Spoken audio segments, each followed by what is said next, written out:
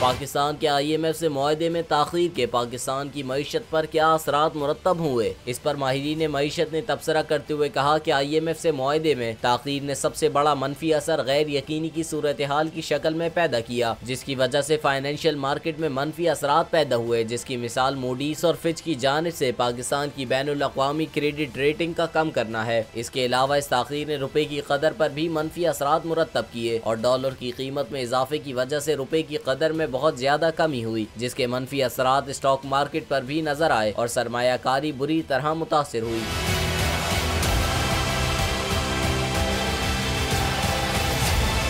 IMF से मुआहदे पर ताख़ीर की वजह से एक आम आदमी के लिए बहुत सारी चीज़ें महंगी हुई, क्योंकि पाकिस्तान अपनी दाखिली ज़रूरत जिनमें खाने पीने की चीज़ों से लेकर तेल की ज़रूरत दरामद के जरिए पूरी करता है और रुपए की कदर गिरने से ये महंगी हुई। माहिरीन माशियात का ये भी कहना है कि अगर ये मुआहदा पहले हो जाता तो एक आम आदमी पर बोझ मरहलावार तरीके से पड़ता। नवंबर से मुआहदे में ताख़ीर हो रही है और अब यकदम बिजली, गैस और शरह सूद को बढ़ाना पड़ा, जिसका मनफी असर एक आम आदमी के साथ मुल्क में कारोबारी तबके पर भी पड़ा। इसके अलावा पाकिस्तान में बैरूनी फाइनेंसिंग के शोबों में इनफ्लोज की आमद रुक गई और ज़र मुबादला के ज़खायर मुसलसल कमी का शिकार होकर इस वक्त बहुत कम तरीन सतह पर मौजूद हैं।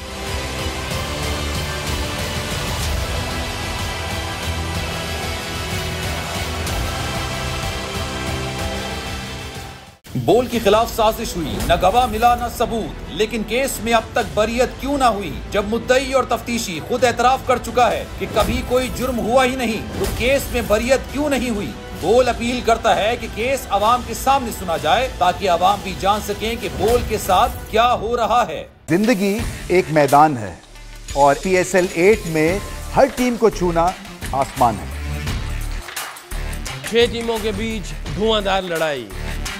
ये शोर न लड़ाई का है न डर का, ये शोर है जीत का, ये शोर है जुनून का। खेल का जुनून रोजाना रात 11 बजे सिर्फ बोल न्यूज पर।